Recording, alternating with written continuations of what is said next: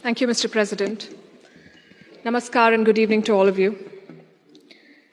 We're debating India's path tonight, and I could wrap my argument in one sentence borrowed from the White House. Go to New Delhi and see it for yourself. But I've been given more time than that, so I will tell you what I see. Earlier this week, I was on my way to the Delhi airport. There was a lot of traffic. At one point, the car stopped. On the roadside, I saw two vendors. One was selling fruit, the other was selling coconut water. What caught my attention was not what they were selling, but how they were selling it. Both had a QR code prominently displayed. And every single customer walked up to them, scanned this QR code, and paid for their purchase, every single one of them. To me, this is a picture of today's India. It shows three developments, three of the many developments I shall list out tonight. Number one is financial inclusion. Both the vendors had a bank account linked to their mobile phone. Number two is internet or mobile penetration, what we call digital India. It was 15% 9 years back. It's 48% today. And number three is the airport traffic. It just keeps swelling, even though we are at the receiving end. We see what it shows. From 67 million 9 years back to almost double now. To me, these things signify the path that India is on. The previous speakers have defined emotion well, but in case the evening drinks have kicked in, let me repeat. This House believes Modi's India is on the right path. And how do you determine if the path is right or wrong? You look at numbers, data, surveys, reports. I shall refer to all of these as I make my arguments. But I also want to dwell on something that's more personal, more important, I think, yet unquantifiable. I'm talking about the experience of living in today's India. I have lived in many Indias. The wary India where exciting policies and positions were abandoned. The self-doubting India, where decisions were taken based on global opinion. And today, a more confident India, where the world comes for leadership and inspiration. You cannot put a premium on that. Indians are more prosperous at home, and hence more confident abroad. Let me also tell you what I saw at the airport here in London, at the immigration counter. I saw Indians proudly flaunting their passport, none of the fidgeting or self-doubt of the last century. And if I may add, the immigration officer almost looked impressed. She was either a fan of India or just worried that she was holding up one of Rishi Sunak's relatives. We are proud of what we share with the world. Bollywood, masala chai, yoga, cricket. India today is a soft power giant. At the same time, India is not a timid democracy that tolerates terrorism or betrayals. When Pakistani terrorists attacked Kashmir's Pulwama, India carried out surgical strikes on Balakot. Today's India is not a pushover country. It's a world power denied. Today, invasions and colonialism are part of our history, not our identity. We are shaped by years of subjugation, not defined by them. We are excited about our global responsibilities, not wary of them. This change in confidence comes from growth at home. Which brings me to the numbers. I'll start with India's welfare state system and how it has fared in the past decade. 110 million new gas connections, 470 million bank accounts, 220 million insurance beneficiaries. And to be fair, the welfare concept is not new to India. It's been there for a while. What's new is the approach. It's not just about putting more money in the pocket, it's about empowering people. And the result, once again, the evidence shows in the numbers. India's per capita income has gone from 86,000 rupees in 2014 to 172,000 rupees now. It has doubled. And a big reason for that is the falling inflation, from more than 8% 9 years back to less than 6% today. And this, ladies and gentlemen, is in the middle of a global cost of living crisis. Foreign direct investment is at its highest level. Foreign trade is at its highest level. The growth mantra is connectivity. And I don't have to tell the British that. First thing you did in your colonies was build roads and railways. Our growth story has been about two Indias. The urban India, the bustling urban India, and a sluggish rural India. Today we are trying to connect the two. We are building more than 38 kilometers of highway every day, which is 50% more than what it was 7 years ago. The number of airports has doubled since 2014. The total capacity at seaports has doubled. This connectivity is what is driving India forward. You mentioned GST. Our constitution calls India a union of all states, which is a great tribute to our diversity. But it also meant 28 different state economies, different taxes, different trade practices. This government tried to unify it to create a single Indian market. It took time, but the result is this today. Tax collection is at its highest ever. The number of taxpayers has doubled since 2017. I have a lot of data I could go on, but you get the drift. So now I'm going to talk about India's global position. Because your path is also about your role in the world. Are you a troublemaker or a consensus builder? I think there is no doubt as to where India stands. India is a member of the Quad and the SCO. India is invited to the G7, but is also a member of the BRICS. India rubs shoulders with the West, but also leads the global South. Which other country can claim to juggle these roles? And how does India do it? Because we are not trying to play an outsized role in the world, we are trying to play the right role. In the Russia-Ukraine war, India has not taken sides. And I know it confuses a lot of people here, but back home the thinking is very clear.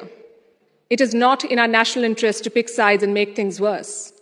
India has excellent relations with Russia and the West, and we want to preserve that. It's like when your two good friends fight. Do you pick sides and make things worse? Or do you try to talk sense to them and bridge the divide? I know what a good friend would do. I see what India is doing. India has always been, or always tried, to be a part of the solution, not the problem. Look at our neighborhood policy. When Sri Lanka was sinking, India provided assistance worth $4 billion, no strings attached, no grudges held, for Colombo's proximity with China. A lot of people say that India is losing control of South Asia. I say South Asia was never India's to control. New Delhi is building relations based on mutual respect and equality, and the results show beyond government interactions. Countries like Nepal and Bhutan are using India's online payment systems. Students from the neighborhood come to India for training, grants, and scholarships. This government has aced what we call Buddhist diplomacy. It is leveraging India's position as a cradle of Buddhism. All these initiatives have made India popular. The world stands with us against Chinese expansionism. The global South looks up to us for leadership. The global North looks up to us for partnership. I think that's the hallmark of great diplomacy and statecraft, when you're loved and respected in all quarters, more importantly, when you're trusted in all quarters. India repaid that trust during the COVID-19 pandemic, where the world forgot about morals and globalization. India sent 24 crore vaccines to 100 countries. And you saw the result of that in Papua New Guinea. When Prime Minister Modi landed there, their Prime Minister touched his feet. This was not a personal gesture to a leader. This was a vote of thanks to the entire country. Let's talk about domestic affairs. Kashmir was brought up. This government abrogated Article 370. Today, Kashmir's economy is doing much better. 1.8 crore tourists visited the valley in the last year. That's the highest ever in Indian history, 1.8 crore. Kashmir is getting its first ever foreign direct investment, and that too from a company in the UAE. But since this is Kashmir, let's not limit ourselves to finances. Let's talk about security. Terror attacks in the valley have almost halved in the last few years. The numbers are staring in your face. Security is better, economy is better, Kashmir is better. Plus, we have corrected a historical wrong imposed on India. Let me also address something else that was raised by the opposite side, and that is religious intolerance. It's easy to quote anecdotal evidence and paint an entire country as intolerant. But random elements and sporadic incidents do not speak for India or its leadership or its government. Only policies do, and I'll tell you about those policies. More Muslim students got scholarships in Modi's first term than the previous government. I'm talking about 2 million more Muslim students. If the idea was to marginalize them, why give them more scholarships?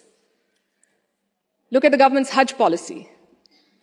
Prime Minister Modi held personal talks with the Saudi regime to increase India's Hajj quota. In 2014, it was 136,000. By 2019, it was more than 200,000. Again, if the idea was to marginalize Muslims, why increase the Hajj quota? This government abolished triple talaq. Would you call it reform or repression? Let me also tell you what a Pew study found in 2021. It runs counter to every argument that will be made here tonight. It found that 89% of all Muslims and Christians in India say they're free to practice their religion. I'll repeat, 89% of all surveyed Muslims and Christians, but no, let's build on perceptions and anecdotes, not on facts. I would also point you to all the social schemes, the bank accounts, the gas connections, the insurance policies. They're available to all citizens of all religions. Does that mean India cannot do better? Absolutely not. Even one incident of marginalization is one too many, but how would you judge an entire country's path? In fact, it struck me when I was invited for this event, why would Oxford University be interested in debating the path of Modi's India? Because India has defied Western predictions. It's the world's largest democracy charting its own course. India today has shed the burden of trying to comply with Western constructs. No amount of lecturing or virtue signaling is shaking India's confidence, and that is what unsettles critics. There are hit-and-run experts with no accountability who make pronouncements based on their political leanings to create an anti-India narrative. GDP growth won't touch 5%. There was corruption in the Rafale deal. The government was snooping in opposition parties using Pegasus. All of these make for juicy headlines. And they make it look like everything is wrong in India. But when a Supreme Court investigation finds no wrongdoing, when India's growth crosses 7%, who is questioning these experts? When an 85% Hindu majority Karnataka votes out the BJP, is the West then lauding India's secular credentials? You see, to judge a country's path, you have to be able to separate agenda-driven narrative from facts. In conclusion, let me say this. For any country in the world, there is always a wrong path. Enough dictators and autocrats have shown us, but there is no single right path. Britain has its own right path. India has its own right path. As long as democracy is respected, as long as the Constitution is respected, I would say to each their own. It is wrong to judge one country on the parameters of another. And that has been the beauty of India since 2014. We've uplifted 140 million people out of poverty. We did so while conducting free and fair elections, dozens of them. We did so while protesting, debating, and dissenting. And finally, I think the hallmark of a right direction is also public approval. Do the people think you're on the right path? The people of India answered that question in 2019. Thank you.